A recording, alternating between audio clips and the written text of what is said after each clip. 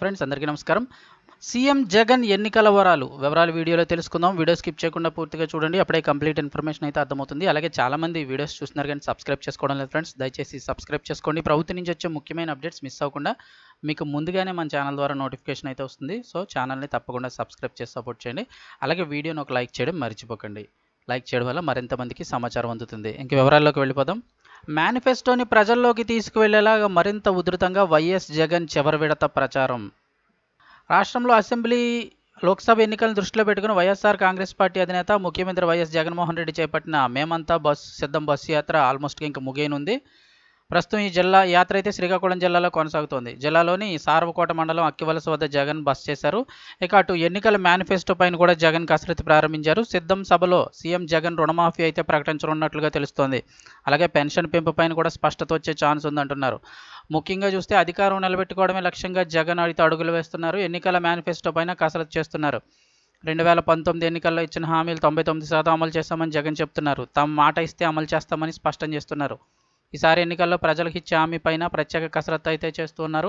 TDP ఇప్పటికే super 6 పేరుతో సంక్షేమ పథకాలను ప్రజల్లోకి తీసుకెళ్లే ప్రయత్నం చేస్తోంది. ఇటు జనసేన కూడా కొన్ని హామీలతో ఎన్నికల బరిలోకి దిగింది. ఇక బీజేపీతో పొత్తు ఖాయమైన తర్వాత ఇక చివరి సభ వేదికగా మరో 2 రోజుల్లో అయితే కనుక సీఎం జగన్ అయితే ఎన్నికల హామీలు అయితే ఇవ్వబోతున్నారు. ముఖ్యంగా జగన్ రైతు రుణమాఫీ ప్రకటిస్తారని అయితే సమాచారం అందుతుంది. రాప్తాడు సభలోనే ప్రకటిస్తారని భావించినా మళ్ళీ ఇంకా సభలు ఉండడంతో చివరి సభలో ప్రకటించాలని నిర్ణయించినట్లు పార్టీ నేతలు చెబుతున్నారు. అయితే ఈ రుణమాఫీ పరిమితి ఎంత మేర ఉంటుందనేది అయితే ఇప్పుడు ఆసక్తికరంగా మారింది. అలాగే 2014 ఎన్నికల సమయంలోనే చంద్రబాబుకు ధీటుగా రైతు రుణమాఫీ ఇవ్వాలని తనపై ఒత్తిడి వచ్చినా సాధ్యం కాని హామీలు ఇవ్వనని స్పష్టం చేశారని జగన్ గుర్తు చేశారు. ఇక ఏపీలో దాదాపు 70 లక్షల మంది రైతులు ఉన్నారు. వారిని అందరికీ కూడా ఆకట్టుకునేలాగా రైతులకు కీలక హామీ ఇవ్వనని తెలుస్తోంది.